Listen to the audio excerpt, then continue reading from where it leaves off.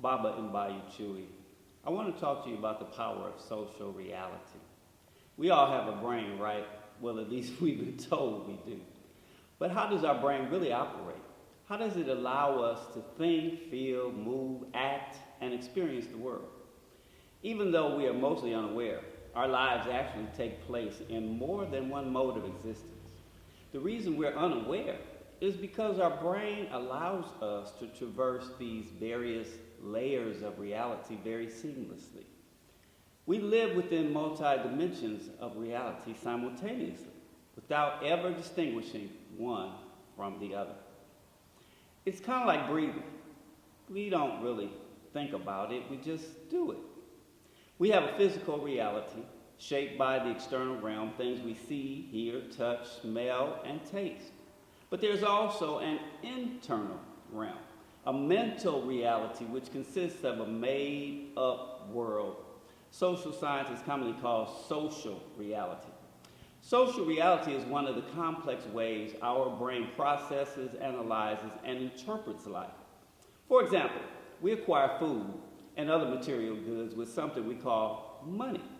Money can be represented by pieces of paper and metal coins, or it can be represented by small pieces of plastic we call credit or debit cards. Or it can even be represented by electromagnetic waves flowing through the air, transferring from Africa to America at the click of a button. But all of these representations are completely made up. We all actively and willingly agree that these various things are all forms of money. This is the nature of the made-up world we are all participating in every single day. Centuries ago, our African ancestors used money represented by salt, shells, beads, cloth, copper, gold, or some other natural resource that we traded for the things we needed.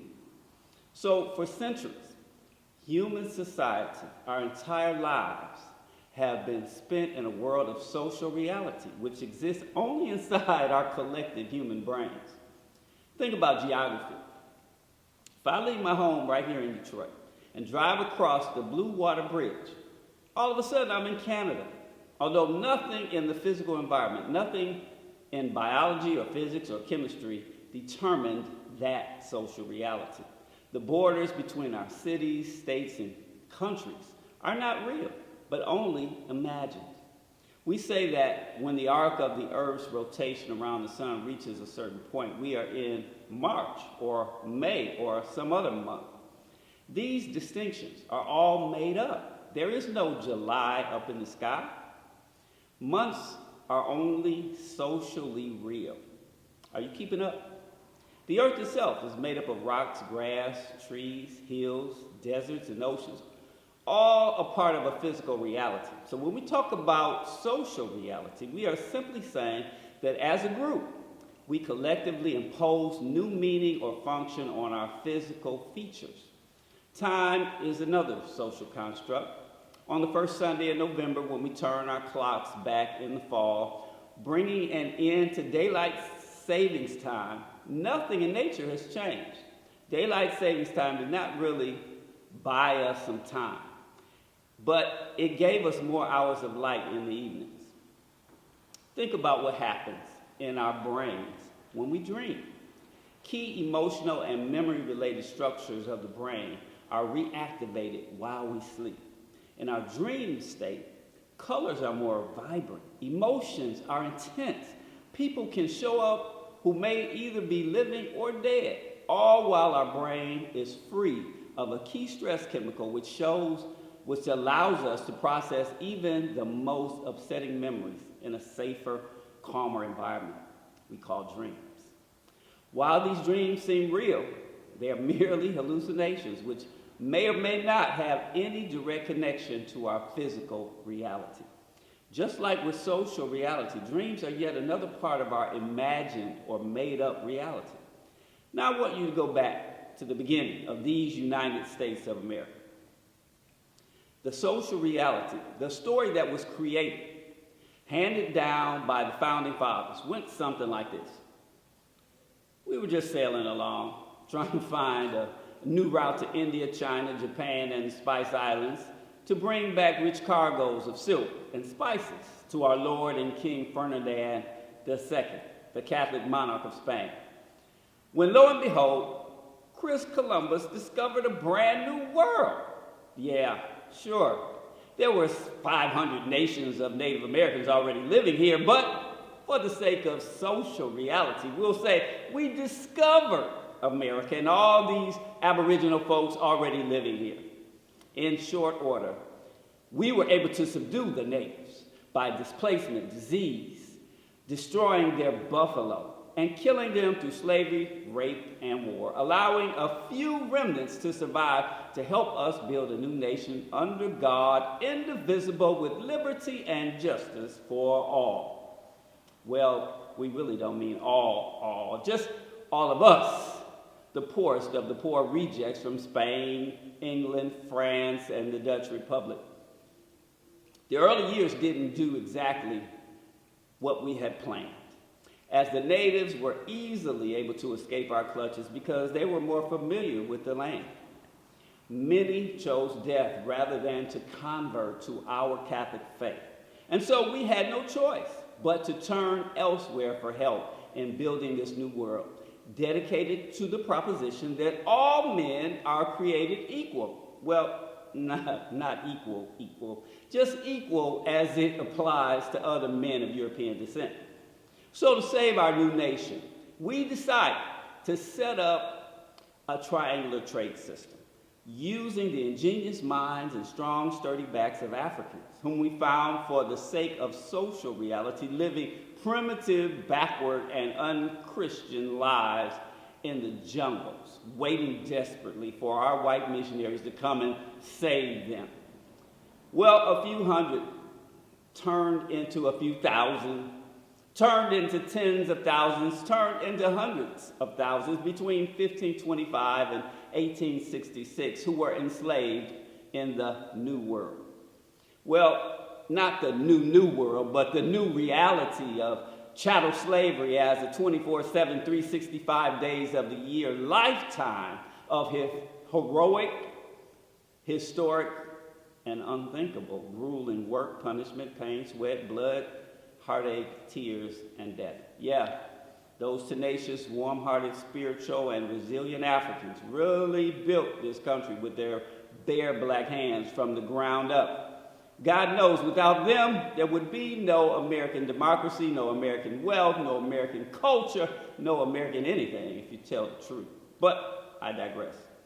The social reality we created said we, the people of the United States, in order to form a more perfect union, establish justice, ensure domestic tranquility, provide for the common defense, promote the general welfare, and secure the blessings of liberty to ourselves and our posterity, for we do ordain and establish the Constitution of the United States of America.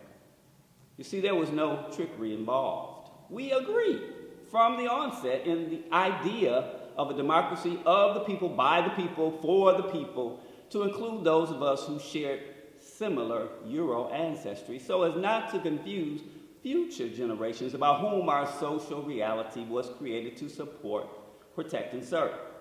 Speaking of supporting, protecting, and serving, once again, those proud Africans who built this country also fought, bled, and died in every single war, battle, conflict ever fought on this hallowed land. But our social reality only implied support, protection, and service to those who are direct descendants of the founding fathers, and none other shall inherit a new birth of freedom in this government of the people, by the people, and for the people. Well, maybe not people, but we are referring to the supreme people of the Caucasoid phenotype who pillaged, borrowed, stole, imitated, and unjustly acclimated civilization from African people and every other non-Euro culture on the planet. You see, the bottom line is, this social reality known as democracy always has been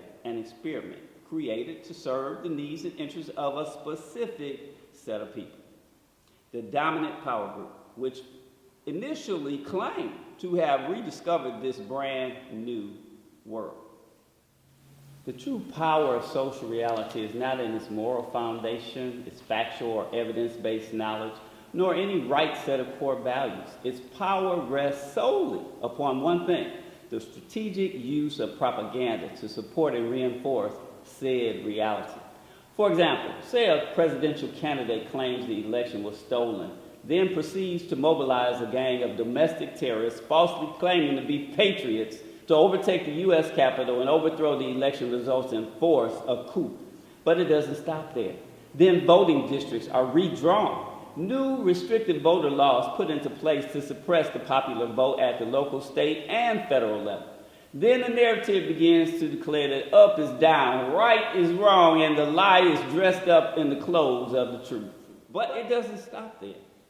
Fear-mongering in all forms are unleashed, using crime, violence, and fear to push the narrative that Republicans are good, strong, and tough and can make America heavenly great again, while Democrats are bad, weak, and liberal and are making America hellishly worse for white men. But it doesn't stop there. The Second and Fourth Amendments are called into question while taking back women's rights to choose under the guise of the fetus having the most to lose. You see, despite what we've been told, America was never really a democracy. It was first set up as a republic, one nation under a groove, getting down just for the fuck. Oops, sorry, wrong song.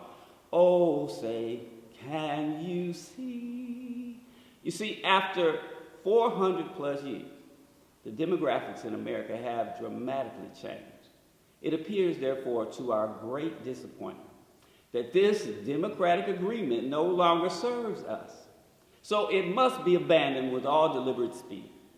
The consensus of attitudes, opinions, and beliefs held by members of the power group recognizes that it no longer is a majority.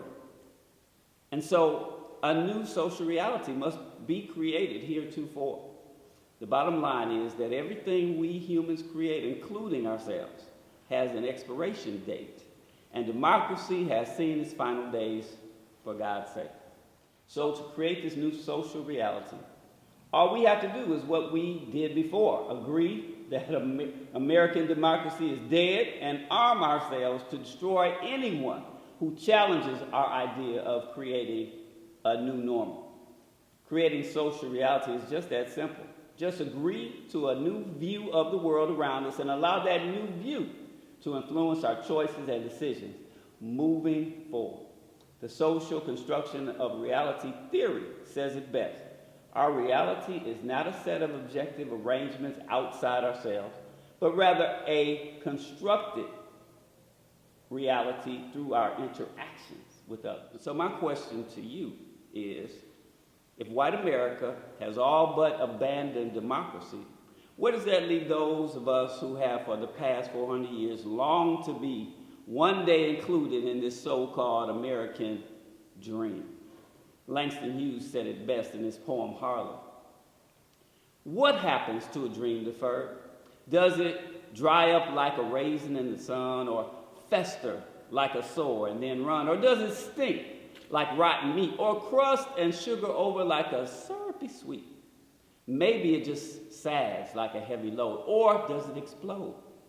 If social reality is an agreement made by a group of people who decided to impose an idea on their physical reality, then what new social order we will create for ourselves and our children and our future is what matters. What new social reality must we create to ensure the survival of African people everywhere in the world and build the power we need to live as a self-determined people in the world? We must build a nation within a nation with all of the institutions we need to live, thrive, and survive. Our social reality must include the vision of an independent, morally sound, value-driven, economically sustainable, and self-empowered Pan-African world community. There is power in social reality, but for us, black people, Mammy Tammy's baby, son folks, the people of African descent, that power must rest upon the simple premise that nothing is more sacred than the liberation of black people. Ashe and amen.